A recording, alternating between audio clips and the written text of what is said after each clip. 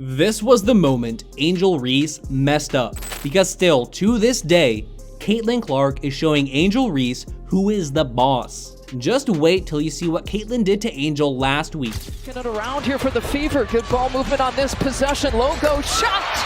Logo make for Clark! But remember back to spring of 2023, when women's basketball was still seen as second tier. It feels so long ago when we discovered who Caitlin Clark was on the biggest stage. After dominating Louisville and nailing her 6th three, Clark became an icon with one move. When she and her Iowa squad made it to the championship game, her new opponent took it to a whole new level. LSU dominated Iowa and the growing star in Clark. LSU superstar Angel Reese made sure Clark knew it.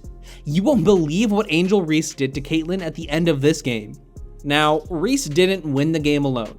The 3-seeded Tigers got a solid double-double and killer defense from Reese, as they always did, but they also got 20 points from Williams, 21 from Morris, and an absolute heater from Jasmine Carson.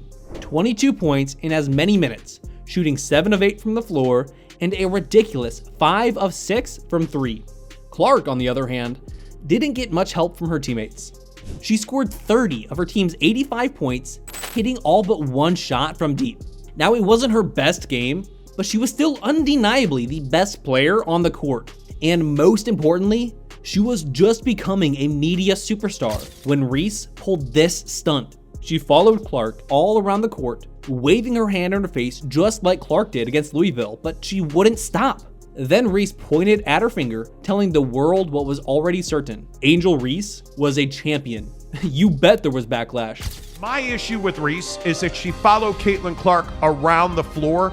The game was over. Caitlin Clark is walking off, and Reese is trying to catch up to her to wave in her face and point at her finger. And do you feel better about yourself now? Things got real toxic real quick. Welcome to the spotlight, women's basketball. It's great, right? Some folks pointed to the hypocrisy that Clark did basically the same taunt as Reese. But can you really say they were the same? Clark did it once. Reese basically stalked her as the buzzer went off. But the one thing that everyone agreed on was this. We cannot wait to see round 2. So imagine everyone's excitement when they got the rematch in the 2024 Elite 8. Clark's fame had only risen since the start of that season. We all knew the WNBA season was coming and she'd go number 1. Everyone could feel a revolution in women's basketball coming. Clark burned Reese on multiple plays, shooting it with the defensive menace right in her grill, whipping assists right by Reese's face. There was nothing Reese could do. Caitlin Clark made it to the championship, then a few weeks later was the number 1 pick in the same draft as Reese. And now, that rivalry has made it all the way to the pros. And Reese has been acting up. There was an insane stat going around last week. 17% of all flagrant fouls in the WNBA happen against Caitlin Clark. 80% of those have come from the Chicago Sky. Reese is still trying to prove something we already know just isn't true. Clark is having an all-time rookie season, having already set the rookie assist record and fighting for the playoffs. Reese is having a great rookie season too, by the way, having set a ton of rebounding records, not just for rookies, but among everyone in league history. For their efforts, they both made it to the All-Star team. Clark and Angel Reese are going to be on the same team. And even now, Reese is trying to remind everyone they belong in the same conversation. I know so many fans are going to come out to watch both of us. But the last time they matched up for the season, Caitlin Clark again reminded the world that their little rivalry isn't even close. Indiana Fever come in 7th place in the WNBA. The Chicago Sky hanging on to 8th place. Remember, it's the top 8 that make the playoffs and advance into the postseason. Fever Sky has become must-see TV. Given their proximity, Chicago to Indy, it is the perfect spot for these two hoopers to ball. They've matched up 4 times this season. The first one was on June 1st during the Commissioner's Cup tourney. The 2-8 Fever barely squeaked by the Sky, 71-70. In the next matchup 2 weeks later, it was a more resounding 91-83 win for Clark's Fever. And 1 week after that, Reese finally got her revenge, beating Indy 88-87 in a nail-biter. After the Olympics break, It took us almost 2 months to get the rematch. And Clark single-handedly just ended all comparisons. The game happened in front of a sellout crowd for Barbie Night, a nod to Angel's college nickname at LSU, Bayou Barbie. In fact, her fellow LSU alum was in attendance, Shaquille O'Neal. Shaq has been a huge fan of Angel, but he's also been fair to Clark, saying that she is the best female collegiate player of all time. The Sky came out swinging first, winning the first quarter 26-23. Clark said after the game that her Fever were just not playing sound defense in the first 6 minutes of the game, but that quickly changed. The Sky were shut down in the second, only scoring 16 points to the Fever's 24. Clark went into the second half with their team up by 5, but by the end, it was a genuine blowout. 100 points for the Fever, 81 for the Sky. But more importantly, Clark slammed the door shut on any Rookie of the Year conversations. Reese and Clark played two insanely different styles of ball. Clark is a 3-point maestro and an assist wizard. Seconds left to play here in the first quarter. Looking for Reese. In fact, Bentley tips it away and off and running. Caitlin Clark wins the pass. But she can also bang in the paint.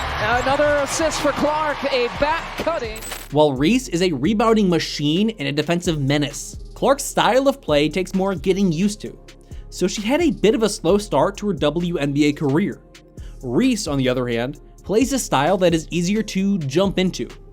So when Reese looked like she had a shot at Rookie of the Year earlier this season, real fans knew it was only a matter of time before Caitlin caught up. And last Friday might have been the nail in the coffin. Clark scored a career-high 31 points with an insane 12 assists on 8 of 14 shooting, including 5 of 9 from deep. She was in total control of the game, showing her ability to lead. Whether it's pulling these crazy threes off the pick like Steph Curry, or this Steph-like step back while she was at it, or even a logo 3, or sharing the ball and making the right play like magic.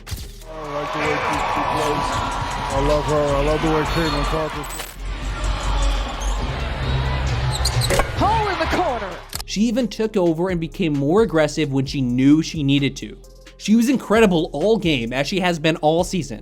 It was her 11th double-double of the year, and the next game, she set the guard record with 12, while being the first player to go 25-10 in back-to-back games. Sure, Reese had a few records of her own. She broke Tina Charles' rookie double-double record with 23, setting the rookie rebound record with 399.